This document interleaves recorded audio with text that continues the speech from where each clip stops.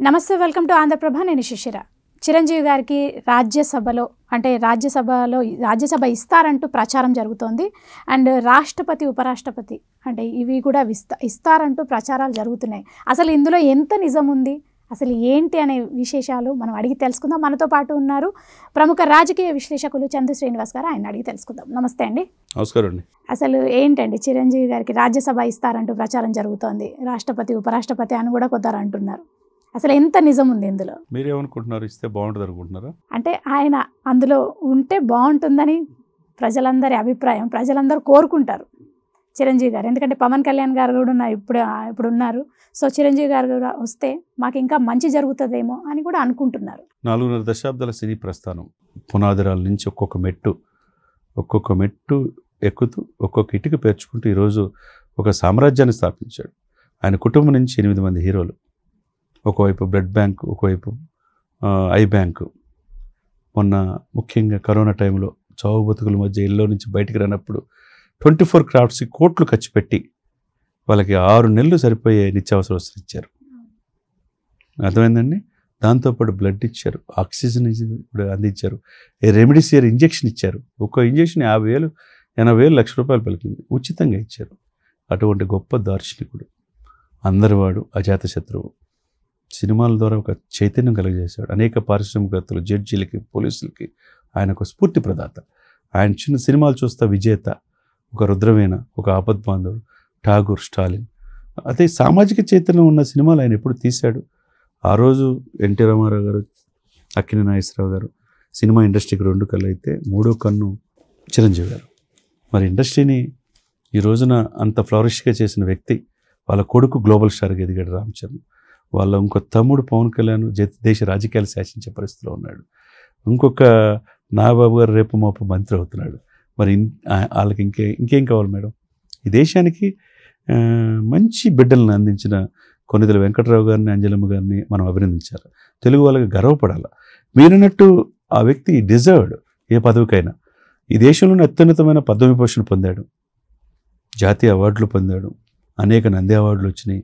ఇంకా ఆయన సాధించలేదు.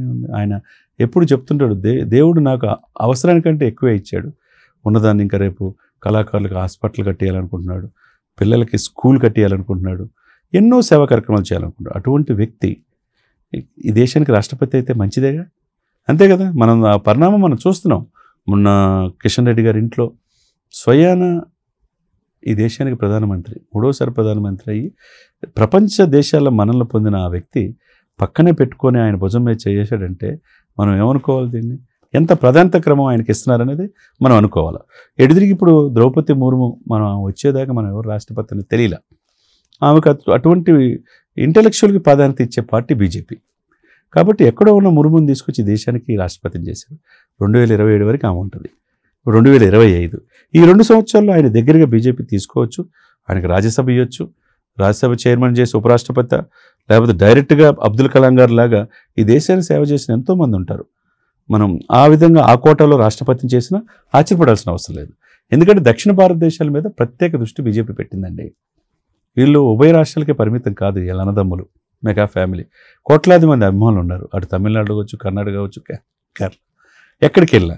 కాబట్టి బీజేపీ దక్షిణ భారతదేశం మీద దృష్టి పెట్టి చిరంజీవి గారిని ఒకవైపు, పవన్ కళ్యాణ్ గారు ఇంకోవైపు ఈ పార్టీకి దగ్గరికి తీసుకురావాలని వాళ్ళ ప్రయత్నాలు వాళ్ళు చేస్తున్నారు అనమాట. అంటే చిరంజీవి గారు ఖచ్చితంగా రాష్ట్రపతి, ఉపరాష్ట్రపతి అవుతారని మీరు అంటారు? 100% అయ్యే క్వాలిటీస్ కూడా ఆయనలో ఉన్నాయంట. అయ్యే అవకాశాలు స్పష్టంగా ఉన్నాయి. ఆయనకంటే గొప్ప వాళ్ళు ఏం కాదు. ఈ దేశానికి అటువంటి వ్యక్తిని కనుక చేస్తే, ఒకప్పుడు పివి నరసింహారావు 14 భాషలు, చాలా గొప్ప వ్యక్తి, ఈ దేశానికి ప్రధానమంత్రి అయ్యాడు. ఆ తర్వాత పవన్ కళ్యాణ్ గారు కనపడ్డాడు, దేశ రాజకీయాలు శాసించే స్థాయిలో ఈరోజు ఉన్నాడు. లేకపోతే చిరంజీవి గారు అయితే ఇక అందరివాడిగా ముద్రపడ్డాడు, అజాత శత్రువు. చెడు చెవులో చెప్పండి, మంచి నలుగురికి చెప్పండి బహిరంగ అని చెప్పేవాడు. ఎవరిని కోపించుకునే, శత్రువుని కూడా ప్రేమించే తత్వం. అటువంటి వ్యక్తి కేంద్ర మంత్రిగా చేశాడు. 77,000 ఓట్లు వచ్చినాయి. ప్రజారాజ్యం పెట్టినప్పుడు 18 మంది ఎమ్మెల్యేలు గెలిపించుకున్నాడు. ఈ రాజకీయాలు నాకు పడవనుకున్నాడు. తన తమ్ముడు ఆ అవకాశాన్ని అందిపుచ్చుకొని 100% స్ట్రైక్ రేటుతో ఆంధ్రప్రదేశ్లో ఉప ముఖ్యమంత్రిగా, ముఖ్యమంత్రితో సమానంగా కొనసాగుతున్నాడు. ఇదే కాకుండా దేశ రాజకీయాల్లో బీజేపీకి మోదీ గారి నోట నుంచి ఈయన పవన్ కాదు తుఫాన్ అనే అనిపించుకుంటున్నాడంటే మరి ఏ విధంగా చూడాలా? ఏ విధంగా చూసినా ఈ మెగా ఫ్యామిలీ వల్ల బీజేపీ ఉభయ తెలుగు రాష్ట్రాలతో పాటుగా ఎక్కడ తెలుగు వాళ్ళు ఉన్నా వాళ్ళందరినీ కూడా బీజేపీ ఎన్డీ వైపు మొగ్గు చూపే అవకాశాలు స్పష్టంగా కనపడుతున్నాయి. కాబట్టి వీళ్ళకి అంత ప్రాధాన్యత ఇస్తున్నారనేది అందరికీ అర్థమైన విషయం అన్నమాట. ఓకే అండి, థ్యాంక్ యూ సో మచ్.